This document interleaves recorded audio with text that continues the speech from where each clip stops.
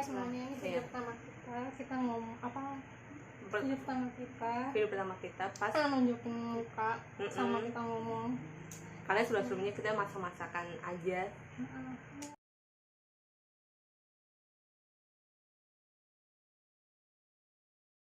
Kali ini kita mau membahas tentang 5 reader story paling horor yang pernah ditemukan KTP dari Mantappedia. Oke, mulai aja.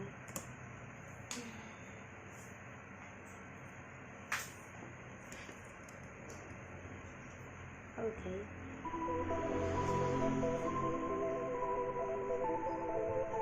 Di video ini, kita akan memberikan 5 soal riddle kepada kalian. Dan kita akan memberi waktu 10 detik untuk kalian menjawabnya. Langsung saja, ini dia.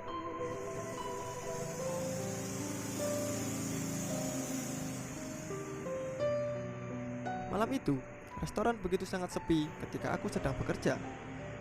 Karena yang terlihat hanya 2 orang yang sepertinya sedang berpacaran.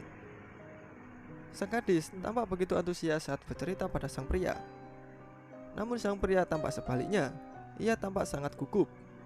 Bahkan tingkah lakunya sangat mencurigakan. Ia sama sekali tak tersenyum dan hanya mengetukkan jarinya ke atas meja. Lama-kelamaan, aku menyadari bahwa ketukan jarinya memiliki irama. Setelah beberapa lama, mereka memutuskan untuk pergi. Dan saat membayar bill di kasir, sang gadis pun tersenyum sangat manis kepadaku. Sedangkan sang pria dengan tatapan tajam menatap ke arahku sebelum akhirnya ia pergi. Ia benar-benar pria yang sangat aneh. Aku berharap gadis itu akan baik-baik saja. Apakah yang sebenarnya terjadi?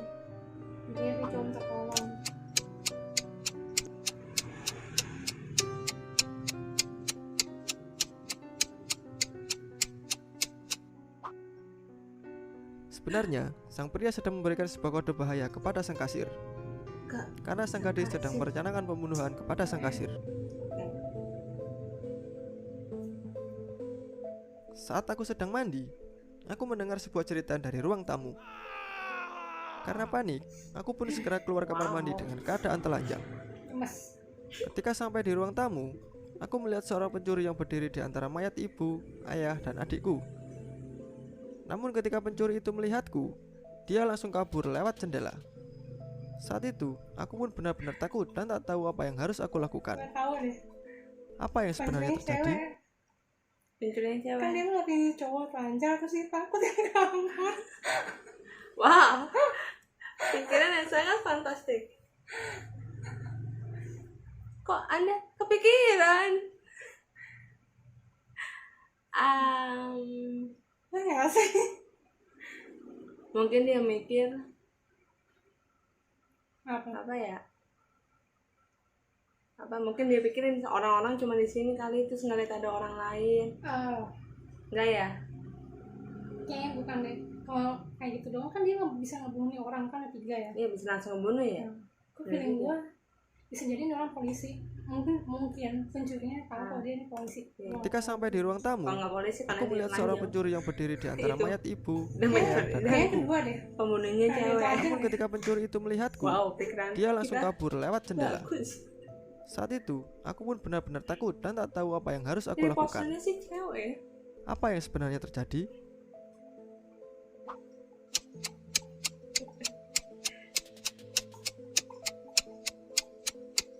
Pokoknya panjang kok pakai celana.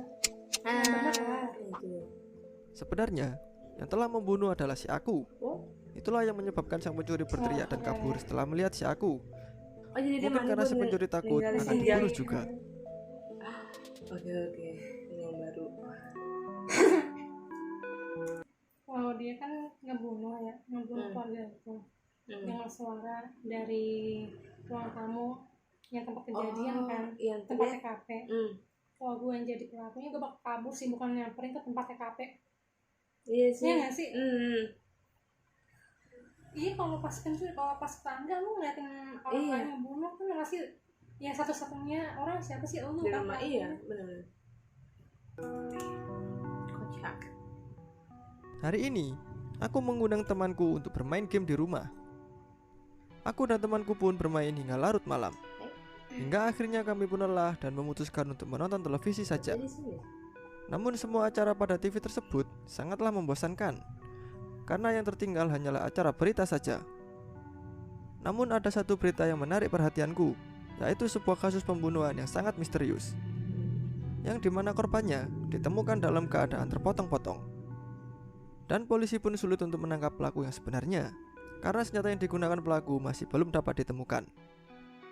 Sebenarnya, aku menyuruh temanku tersebut untuk menginap karena aku sangat khawatir. Namun temanku tersebut menolak dengan alasan bahwa ia tak takut sama sekali dengan pembunuh yang berkeliaran dengan membawa pisau dapur. Aku pun sedikit lega setelah mendengar perkataannya. Apakah ada sesuatu yang janggal?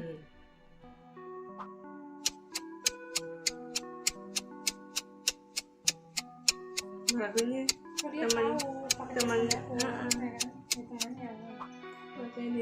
sebenarnya pembunuh tersebut adalah temannya sendiri. Hal ini terbukti karena dalam berita tidak disebutkan senjata apa yang digunakan si pelaku. Namun ia tahu bahwa sang pembunuh menggunakan pisau dapur sebagai senjatanya.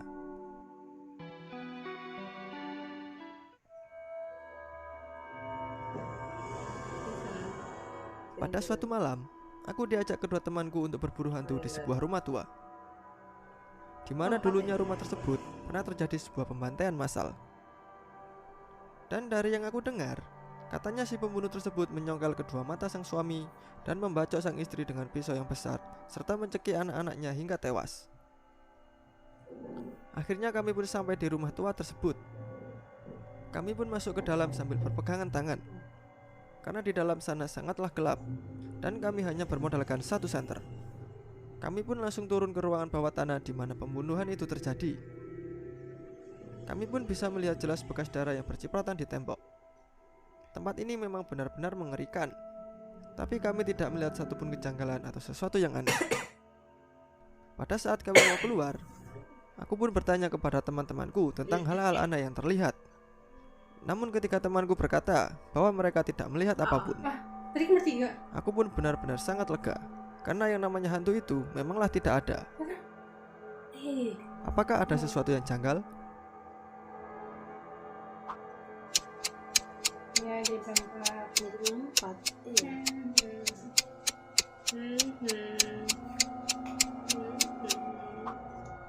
Ada satu buah kejanggalan, yaitu pada saat ditanya, yang menjawab ada 3 orang, sedangkan ia tadi datang hanya dengan kedua temannya.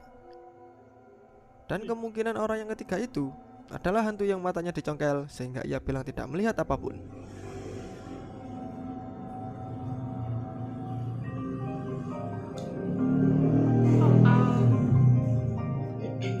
Hari itu, aku menitipkan ibuku di sebuah panti jompo karena suatu alasan. Sebenarnya aku tak mau menempatkan ibuku di sana, namun aku tak tega untuk meninggalkannya di rumah sendirian, karena mungkin tak akan ada yang mengurusnya. Namun ini hanya sementara, karena aku sudah merencanakan liburanku di Italia selama 2 minggu. Suatu hari, aku sangat senang karena mendapat surat dari ibuku yang ada di panti jompo. Namun saat aku buka dan mulai membaca surat tersebut, aku terkejut karena tidak ada salam pembuka. Aku sempat berpikir, mungkin ibuku ini memang sudah mulai pikun. Dan isi surat tersebut pun seperti ini. Ibu di sini baik-baik saja. Bagaimana liburanmu di Italia? Semoga kau menikmatinya. Tidak lupa makan kan selama di sana? Ibu berharap kau suka makanan Italia, karena kau jarang sekali makan selama di rumah. Ibu ingat, kau jarang doyan makanan yang kumasakkan untukmu. Makan yang banyak ya. Di sini makanannya enak-enak. Ibu suka tinggal di sini. Ibu harap kau juga suka dengan hotel-hotel yang kau tempati selama di Italia. Selama di sini, ibu selalu diperlakukan baik oleh perawatnya. Teman-teman ibu pun di sini juga sangat baik. Berhari-hari, ibu selalu memikirkanmu. Ibu sangat kangen. Jangan lupa untuk mampir mengunjungi ibu ya, saat kau sudah kembali dari Italia. Ibu sayang kamu. Begitu aku selesai membacanya, aku langsung mengerutkan dahi dan langsung membatalkan sisa perjalananku serta langsung bergegas kembali ke tanah air. Apakah yang sebenarnya terjadi? Dan bagi kalian yang tahu atas jawaban riddle tersebut, silakan tulis analisa kalian di kolom komentar.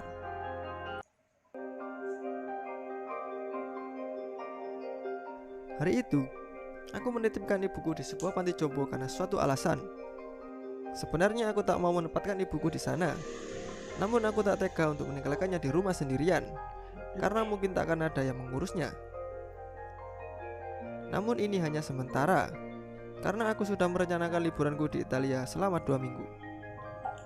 Suatu hari, aku sangat senang karena mendapat surat dari ibuku yang ada di panti jompo. Namun saat aku buka dan mulai membaca surat tersebut, aku terkejut karena tidak ada salam pembuka. Aku sempat berpikir, mungkin ibuku ini memang sudah mulai pikun. Dan isi surat tersebut pun seperti ini. Ibu di sini baik-baik saja. Bagaimana liburanmu di Italia? Semoga kau menikmatinya. Tidak lupa makan kan selama di sana? Ibu berharap kau suka makanan Italia, karena kau jarang sekali makan selama di rumah. Ibu ingat, kau jarang doyan makanan yang kumasakkan untukmu. Aku mencoba analisa terlebih dahulu. Makan yang banyak ya. Di sini makanannya enak-enak. Ibu suka tinggal di sini. Ibu harap kau juga suka dengan hotel-hotel yang kau tempati selama di Italia. Selama di sini, ibu selalu diperlakukan baik oleh perawatnya. Teman-teman ibu pun di sini juga sangat baik. Berhari-hari, ibu selalu memikirkanmu. Ibu sangat kangen. Jangan lupa untuk mampir mengunjungi ibu ya, saat kau sudah kembali dari Italia. Ibu sayang kamu. Suatu hari, begitu aku selesai membacanya, aku langsung mengerutkan dahi dan langsung membatalkan sisa perjalananku, serta langsung bergegas kembali ke tanah air. Apakah yang sebenarnya terjadi? Apa ya? Menurut lo apa? Gue nggak tahu.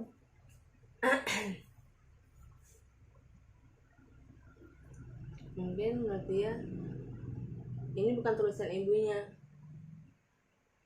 Terus ibunya nggak tahu, maksudnya nggak tahu keadaannya gimana, tapi yang yakin ini bukan tulisan ibunya. Bisa jadi sih. Menurut gue gitu. Makanya terus dia ngerasa khawatir gitu. Menurut gue. Kalau gue nggak ada banyak penonton, gue nggak tahu. Siap. Dan bagi kalian yang tahu atas jawaban Lanjut ya. riddle tersebut, Jawabannya. silakan tulis analisa kalian di kolom komentar. Ayo apa? Kok gitu ya? Kita nggak tahu. Ya mungkin dia juga nggak tahu jawabannya lah. Makanya dia suruh tahu jawaban di kolom komentar. Udah ya. Ini aja lah. Nggak ada. Itu kan Tutup. Dan sampai jumpa di video selanjutnya. Senyumnya dong, Lai. Ya ampun manisnya. Dah.